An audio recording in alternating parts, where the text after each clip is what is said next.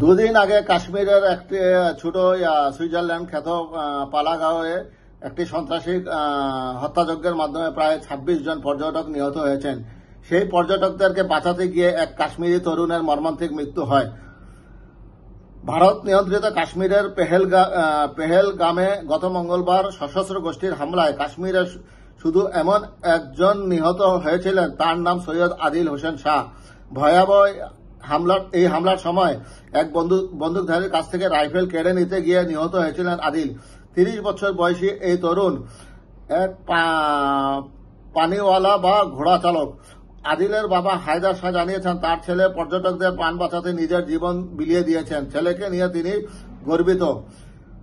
আদিল হোসেন পেশায় ঘোড়া চালক। হামলার দিন তিনি যেসব পর্যটককে ঘোড়ায় বৈশারানের তৃণভূমিতে নিয়ে গিয়েছিলেন, তাদের বাঁচাতে গিয়ে তিনি নিহত হন। জম্মু ও কাশ্মীরের মুখ্যমন্ত্রী ওমর আবদুল্লাহ গত মঙ্গলবার তার জানাজায় অংশ নেন এবং শত শত শোকাহত মানুষের সঙ্গে প্রার্থনায় যোগ দেন। এরপরই নিহত আদিল হোসেনের বীরত্বপূর্ণ কাজটি জাতীয় মনোযোগ আকর্ষণ করে। তাকে পেহেলগামের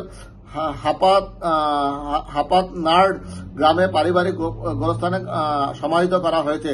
জম্মু ও কাশ্মীরের মুখ্যমন্ত্রী নিহত আদিল হোসেনের বাবা হায়দার শাহকে জড়িয়ে ধরে সমবেদনা জানান।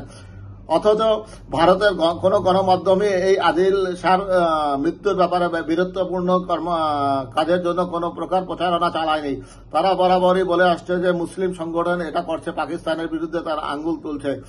আবার পাকিস্তানও পাল্টা অভিযোগ দিচ্ছে ভারতের প্রধানমন্ত্রী নরেন্দ্র মোদীর একটি সাজানো নাটক। তাদের আভ্যন্তরীণ রাজনৈতিকের বৃহৎপূর্ণ কাজের কারণে এই কাশ্মীরের এই হত্যাকাণ্ড চালিয়েছে বিজেপি নিজেই।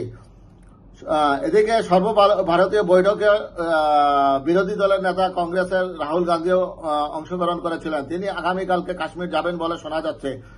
সর্বভারতীয় বৈঠকে হত্যাকাণ্ডের সুষ্ঠু তদন্ত চেয়েছে সর্বভারতীয় বিরোধী দল এবং এই ঘটনার সুষ্ঠু তদন্ত সাপেক্ষে বিচারের জন্য তিনি আবেদন জানিয়েছেন। ওদিকে নরেন্দ্র মোদী বলেছেন, এই হত্যাকাণ্ডের সঙ্গে যারাই জড়িত রয়েছে তাদেরকে পৃথিবীর যে কোনো প্রান্ত থেকে হোক আটক করা হবে এবং শাস্তির আওতায় আনা হবে। এই হত্যাকাণ্ডের পর পাকিস্তান এবং ভারতের সীমান্তে তুমুল উত্তেজনা বিরাজ করছে। যে কোনো মুহূর্তে দুই দেশের মধ্যে সংঘাতপূর্ণ যুদ্ধ লেগে যেতে পারে অনেকের ধারণা।